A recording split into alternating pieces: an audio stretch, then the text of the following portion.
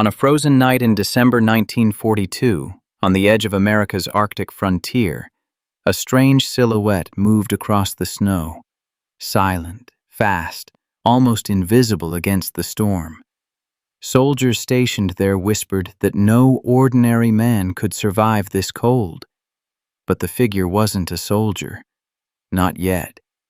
He was an Inuit hunter, raised in a world where blizzards were teachers and the polar night was a companion. And within weeks, men like him would be handed rifles, told they were now the first line of defense against a threat no one else could even reach. Why did the U.S. military turn to isolated hunters from the far north? And how did these quiet men become the guardians of America's most hostile front?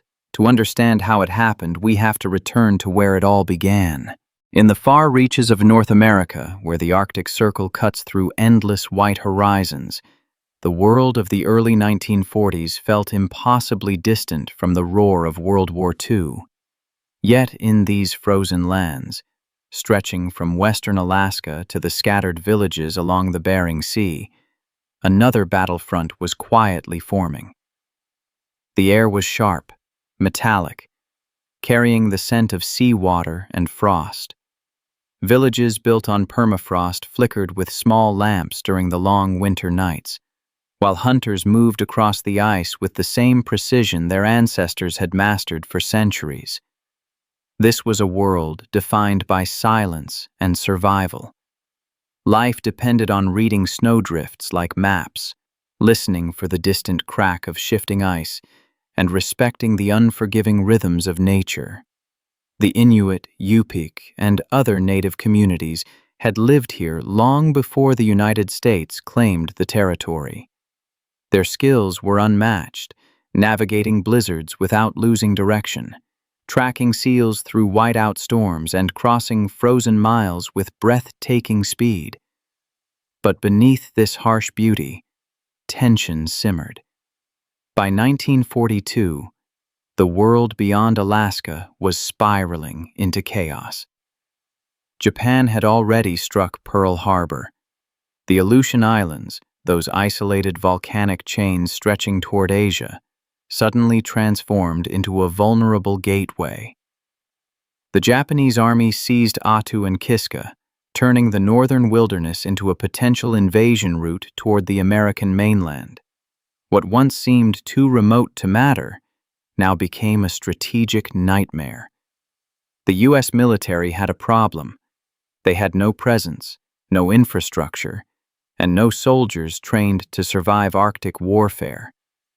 Outsiders who attempted to patrol the region froze, disappeared into storms, or found themselves blinded by the polar night.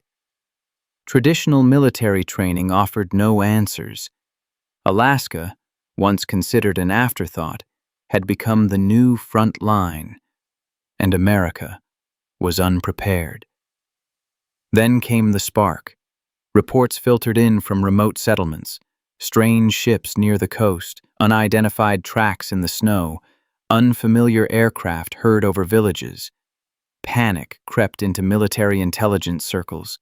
Alaska desperately needed defenders, men who knew the land better than the enemy, who could move through the Arctic without being consumed by it. And the solution was not in Washington, not in California, not in any traditional base. It was in the hunters, quietly watching the horizon from their frozen homes. So the U.S. government turned to them, the people who lived where maps ended. From fishing villages, from igloo-dotted coasts, from wind-swept tundra camps, leaders emerged. The idea was radical. Form a native militia trained not in standard military tactics, but in the ancient skills of the Arctic. These men would patrol thousands of miles of coastline, watching for submarines, spies, and landings. They would become the eyes and ears of America's most isolated frontier.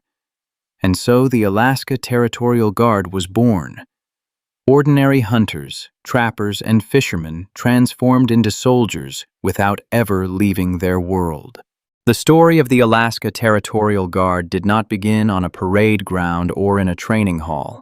It began in the quiet, rugged lives of the men who had already spent a lifetime mastering the Arctic.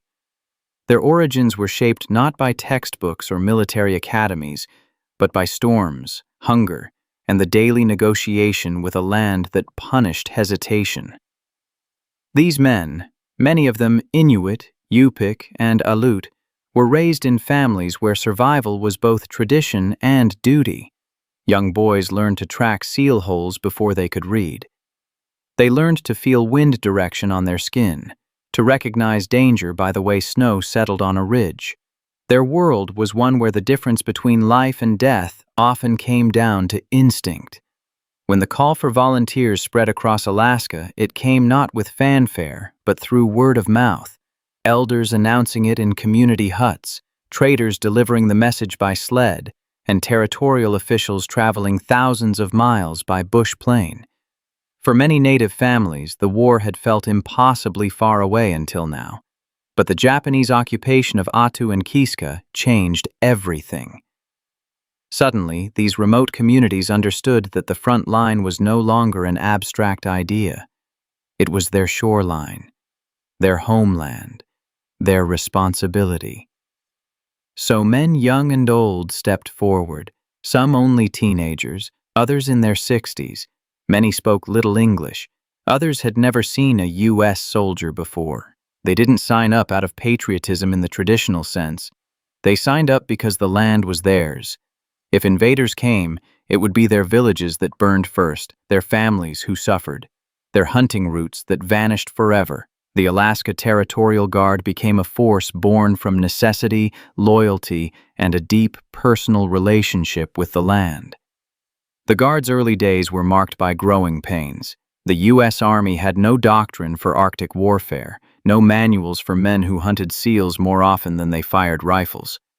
Training, when it existed, was improvised. Some units received old Springfield rifles, others had to share weapons.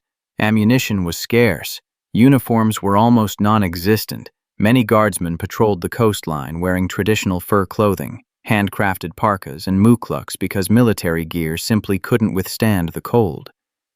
Yet the real challenge wasn't equipment. It was the clash of two worlds. American officers who arrived to supervise patrols quickly realized that their standard instructions meant little in a landscape where compasses failed and storms erased trails within minutes. The native volunteers had to teach their instructors how to survive. They showed them how to build windbreak shelters from snow blocks, how to walk across thin ice by listening to subtle cracks, how to light fires in 30 below zero winds. The military hierarchy struggled with this reality. The guardsmen were technically recruits, but in practice, they were the teachers. Conflicts extended beyond training. Patrols were long, exhausting, and often dangerous. Guardsmen trekked dozens of miles along the frozen coastline, scanning for submarine periscopes or footprints that didn't belong night after night. They faced isolation. Some slept in carved snow pits, others huddled in makeshift cabins barely larger than a hunting tent. Frostbite was constant. Hunger was normal, and every distant engine rumble triggered fear. Was it an American plane or a Japanese scout flying low over the islands? Even communication was a struggle. Radio batteries died in the cold. Messages were delayed for days. Some patrols simply vanished into storms, reappearing only when the blizzard calmed. Every week tested their resolve. Despite the hardships, something remarkable happened. The guardsmen became indispensable. Reports from their patrols identified suspicious boats near the coast. They tracked unknown footprints that later turned out to be enemy reconnaissance attempts. They intercepted strange signals, mapped landing zones, and even warned villages of approaching threats. Their intimate knowledge of the land became America's early warning system. At the center of this transformation was one crucial decision: to let the guardsmen operate using their own methods. No longer forced into rigid military structures, They patrolled the Arctic with the same freedom and precision they used as hunters. They moved silently, covering incredible distances with ease. They created secret observation posts carved into snow cliffs. They used dog sleds as mobile command units, switching roles between scout, messenger, and tracker. And then came the moment that defined them. In early 1943, intelligence suggested that Japanese submarines might attempt to land saboteurs along Alaska's western shores. The U.S. military had almost no presence there, except for the Territorial Guard. When the call came, the hunters-turned-soldiers did not hesitate. Patrols doubled. Men stayed awake through entire nights, watching the black water for shadows that didn't belong. They placed lookouts on ridges, set traps along trails, and coordinated with villages to create a communication chain stretching hundreds of miles.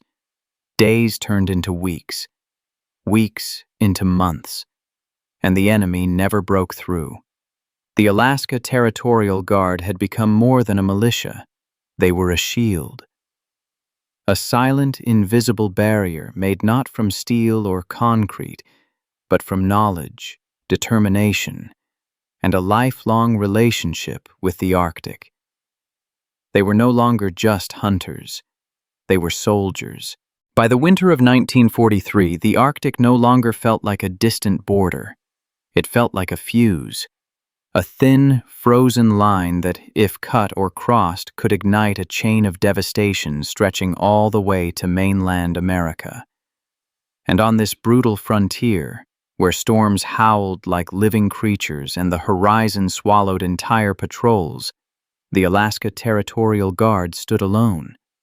Their rifles were old, their gear improvised, but they carried something far more powerful than standard-issue equipment.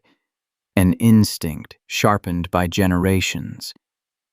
Everything built toward one night, one moment, when the frozen quiet of the North shattered.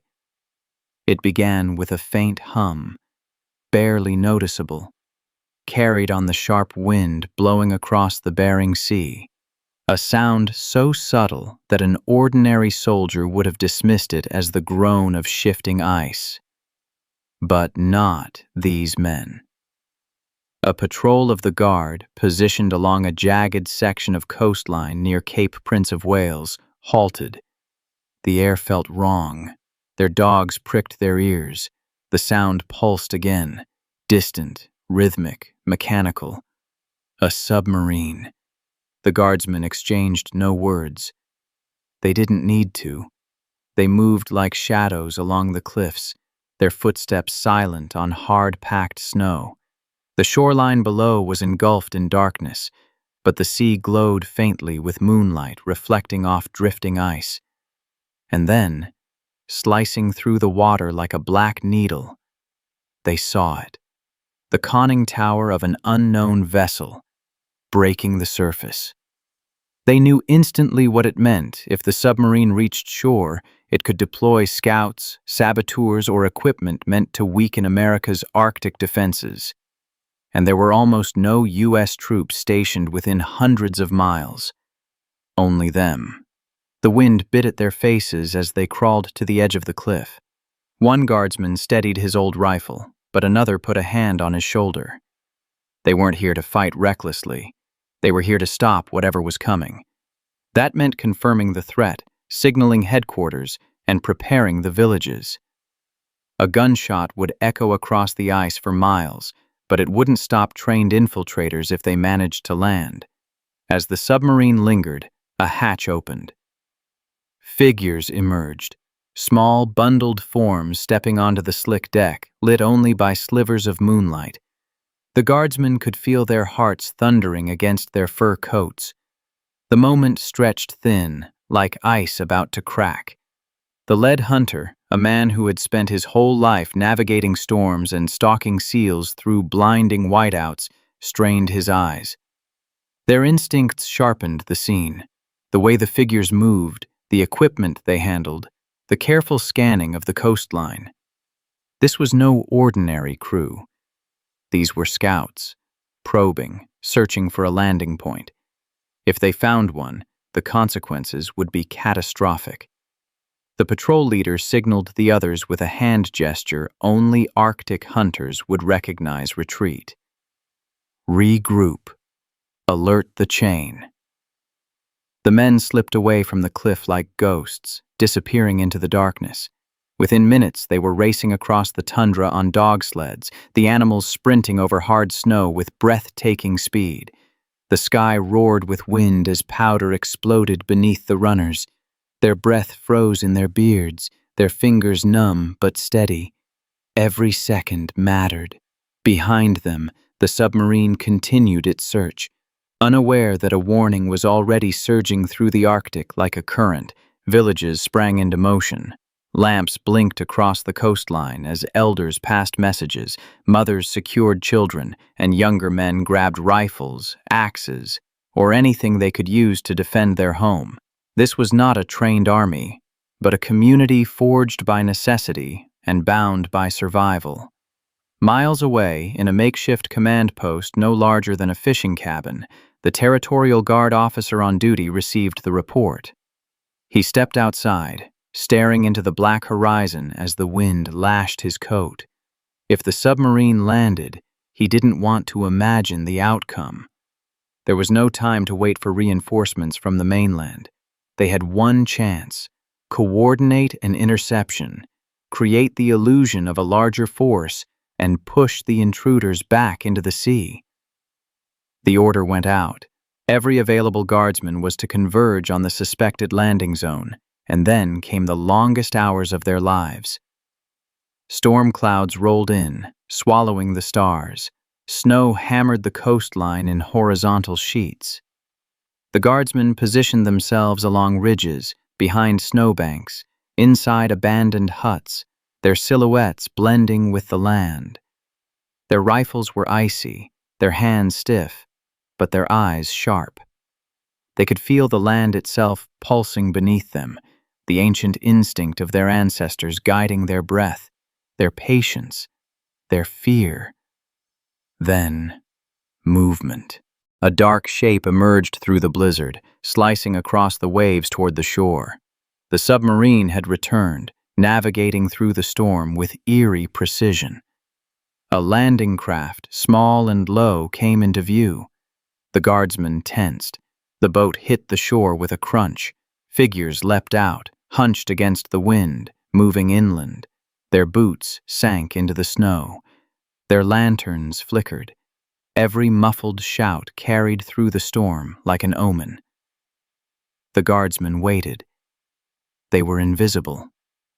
Silent. Still. The first intruder came within 10 paces of a snowbank, never seeing the rifle barrel pointed at him from beneath the drift. Another stalked near an abandoned cabin, unaware of the eyes watching through its frosted window. The tension coiled tighter, breath by breath. Then the patrol leader, now soaked, frozen, and running entirely on instinct, gave the signal. A single flare burst into the sky, its red light bleeding across the storm. The intruders froze. From every direction, rifles emerged from the darkness.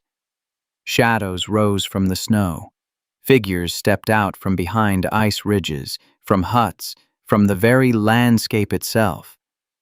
To the enemy, it looked like an entire regiment had materialized out of the blizzard. But it wasn't a regiment. It was hunters, villagers, fathers, sons, Arctic soldiers who knew the land better than anyone alive. The intruders hesitated. Their mission depended on secrecy, on stealth. They hadn't expected resistance, certainly not from a force they couldn't count, couldn't see clearly, couldn't understand. A moment of silence hung between them, so sharp it could have been cut with a knife. And then, without a shot fired, the enemy retreated, scrambling back toward the boat, stumbling, slipping, shouting into the wind. The guardsmen watched as they pushed off the shore, vanishing into the swirling darkness. The flare's light dimmed, the night swallowed everything. For a long moment, the only sound was the howl of the Arctic wind. When the submarine finally disappeared beneath the freezing waves, the guardsmen remained still, not cheering, not celebrating, just breathing in the cold, letting the tension drain from their bodies. They knew the truth. This could happen again. But tonight, they had held the line. They had protected their land, their families, their world. When the enemy submarine slipped beneath the Arctic waves and the storm swallowed the last echo of its engines, the men of the Alaska Territorial Guard did not return home as heroes. They returned as fathers, hunters, elders, and sons, quietly stepping back into the rhythm of village life as though nothing extraordinary had happened.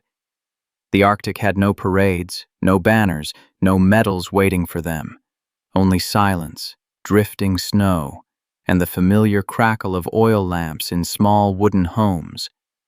Military officials in distant offices across the mainland received the reports with muted astonishment.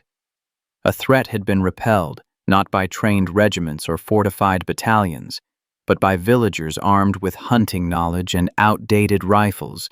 The Territorial Guard's actions stabilized the coastline, prevented infiltration, and closed a gap in America's northern defenses that no conventional unit could have filled. Yet much of their work remained classified or minimized. The Arctic was too remote, too misunderstood.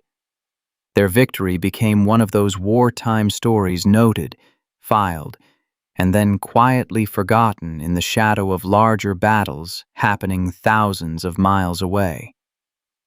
Still, within the villages, everyone knew the truth. Families whispered the story with pride. Elders nodded with quiet approval. Children looked at the guardsmen differently, as protectors who had stood against the unknown. And though the world had moved on, the Arctic remembered. But the aftermath was not without its shadows. Many guardsmen carried the strain of endless patrols etched into their bodies. Frostbite scars lingered. Joints stiffened from nights spent buried in snowbanks during storms. The fear of that night, of shadows moving across the ice, of the silent approach of an unseen enemy, stayed with them long after the danger passed. Some struggled with the duality of their lives, soldiers at night, hunters by day. They had protected their homeland without recognition or compensation, relying on instinct rather than formal support. And although no all-out battle erupted that night, the psychological weight of knowing how close the enemy had come, how vulnerable the coast truly was, left an imprint deeper than any wound. They had faced a threat most Americans never realized existed, and they had done it alone. Years later, historians would trace the quiet effectiveness of the Arctic defenses back to these men. The Alaska Territorial Guard had patrolled more than 6,000 miles of coastline, established dozens of observation posts, and prevented multiple potential infiltrations. Their knowledge of the land helped shape future cold-weather warfare strategies.